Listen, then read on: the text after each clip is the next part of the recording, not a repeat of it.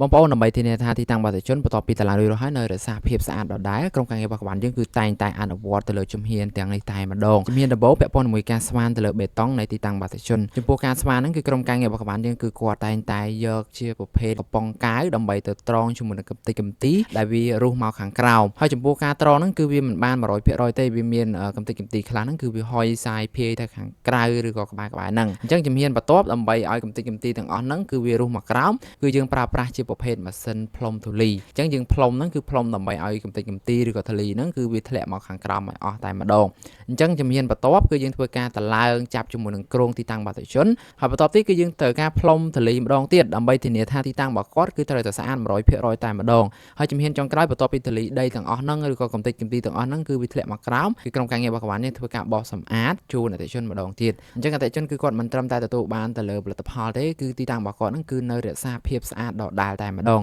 អញ្ចឹងសម្រាប់ពុកម៉ែបងប្អូនគ្នាដែលមានតម្រូវការតឡាំផលិតផលណាមួយខាងកបានយើងអាចតាក់ទងមកក្រុមការងាររបស់កបានយើងបានបាទសូមអរគុណ